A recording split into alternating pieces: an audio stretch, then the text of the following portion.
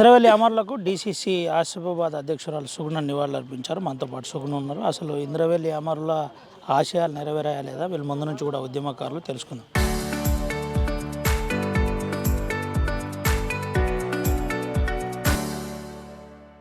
అక్క ఏం చెప్తారు, ఆశయాలు నెరవేరినట్టేనా?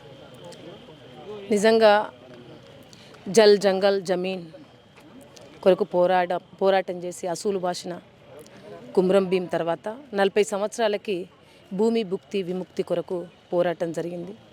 ఆదిలాబాదు కొండలు రెడ్డు, ఆదిలాబాదు పువ్వులు రెడ్డు, ఆదిలాబాదు రక్తం రెడ్డు. అంత గొప్ప త్యాగము ఆదిలాబాద్ జిల్లాలో ఉంది. ఇంద్రవెల్లిని దేశంలో జరిగినటువంటి జలియన్ వాలీబాగ్తో పోల్చడం అనేది జరుగుతుంది. అంత గొప్ప పోరాటం చేస్తే నిజంగా చెప్పాలంటే ఇప్పటికీ కూడా వాళ్ళ సమస్యలు పరిష్కారం అయినాయని చెప్పలేను. ఎందుకంటే ప్రభుత్వాలు మారుతున్నాయి, కొత్త నాయకులు వస్తున్నారు. కానీ కాకపోతే ఆదివాసీ సమస్యలు ఎట్లున్నాయో గట్లనే ఉన్నాయి. వాళ్ళ పోరాట స్ఫూర్తిగా పోరాటాలు జరిగినప్పటికీ కూడా ఆ పోరాటాలు సక్సెస్ కాకపోవడం, ఇంతో కొంత వాళ్ళు ఇది 100% ఈ పోరాటం జరగాలనేసి పోరాడినప్పుడు అందులో 10% మాత్రమే సక్సెస్ అవ్వడం అనేది సక్సెస్ అని నేను అనుకోవట్లేదు. తప్పకుండా వాళ్ళ పోరాటాలను గుర్తించవలసిన అవసరం ఉంది, వాళ్ళ త్యాగాలను గుర్తించవలసిన అవసరం ఉంది. ఇప్పటికీ స్వతంత్రం వచ్చి 75 సంవత్సరాలు దాటిపోయినప్పటికీ కూడా తాగునీరు సాగునీరు కనీసం ఉండడానికి ఇల్లు నడవడానికి దారి లేనటువంటి పరిస్థితిలో ఆదివాసీ జీవన విధానం కొనసాగుతుంది. హెల్త్ లేదు, ఎడ్యుకేషన్ కూడా లేనటువంటి పరిస్థితి. తప్పకుండా ప్రభుత్వాలు దీనిపైన దృష్టి పెట్టవలసిన అవసరం కూడా ఉంది. అంటే ముఖ్యంగా ప్రత్యేకంగా ఒక ఐటీడీ ఏర్పాటు చేసినప్పటికీ మరి నిధులు అనేటివి ఉన్నప్పటికీ కూడా మరి ఎటుపోతున్నాయో అర్థం కానటువంటి పరిస్థితి. ఒక్కొక్కసారి ఆలోచిస్తే నిజంగా చాలా బాధేస్తుంది.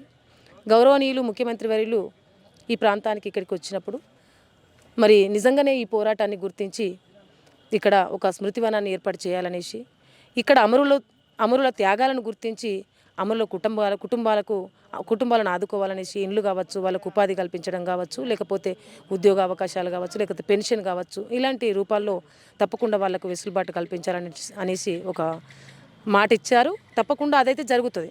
కానీ యావత్ ఆదివాసీ యొక్క సమస్య పరిష్కారం కొరకు జరగాలనేదే వాళ్ళ యొక్క ఆదివాసుల యొక్క ఆవేదన వ్యక్తం చేసుకుంటున్నారు. జరగాలి అనేసి మేము కూడా కోరుకుంటున్నాం. ఏం చెప్తారు అక్క? అంటే అమరుల కుటుంబాలకు కనీసం గుర్తింపు లేదు, ప్రభుత్వాలు చెప్పిన అధికారుల తీరు మారట్లేదు అంటున్నారు. దీన్ని ఏమంటారు మీరు? నాకు తెలిసి ఎందుకంటే పోయిన సంవత్సరం ఇదే రోజున మరి కొంత వాళ్ళకి వెసులుబాటు కల్పించడం జరిగింది. అంటే ఇండ్లు లేనటువంటి వాళ్ళకి ఇల్లు, భూమి లేనటువంటి వాళ్ళకు భూమి, అదే కొంత ఉపాధి అన్నమాట. ట్రాక్టర్ కావాలంటే వాళ్ళకి ఏది కావాలంటే అది ఇప్పించడం అనేది జరిగింది. ఇంకా కొన్ని కుటుంబాలు ఉన్నాయి, వాళ్ళకు కూడా తప్పకుండా కల్పిస్తాం. కానీ నిజంగానే అధికారులు ఏది తప్పిదం చేశారో అది మరి ప్రభుత్వం దృష్టికి రాకపోవడం అనేది కూడా ఒక బాధాకరమైనటువంటి విషయం. ఇక్కడ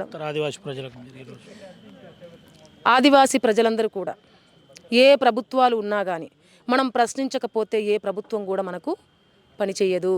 ఒక్క జాతికో ఒక్క తెగకో సంబంధించినటువంటి ప్రభుత్వం కాదు. ప్రతి ప్రభుత్వం బడుగు బలహీన వర్గాల కొరకు పనిచేసేటువంటి ప్రభుత్వం కాంగ్రెస్ ప్రభుత్వం అయినప్పటికీ కూడా వాళ్ళ సమస్యలు అనేది ప్రభుత్వం వరకు తప్పకుండా చేరవలసిన అవసరం ఉంది. పోరాటాలు అనేటివి అవి శాశ్వతం, పోరాటాల ద్వారానే ఏదైనా సాధించగలుగుతాం. తప్పకుండా వీళ్ళ పోరాటాల స్ఫూర్తిని గుర్తించవలసిన అవసరము ఎంతైనా ఉంది అనేసి చెప్తాను. తప్పకుండా ఆదివాసులు పోరాటాలు చేయవలసిందే. అది నిజమైనటువంటి పోరాటం ఉండాలి, ఎవరో తొత్తుగా పోరాటం చేయకూడదు, నిక్కసైనటువంటి పోరాటం ఉండాలి, వీళ్ళ స్ఫూర్తి పోరాటం ఉండాలి.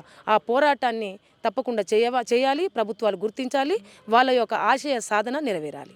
Thank you. ఇదే పరిస్థితి, ఖచ్చితమైన పోరాటాలు ఉండాలి.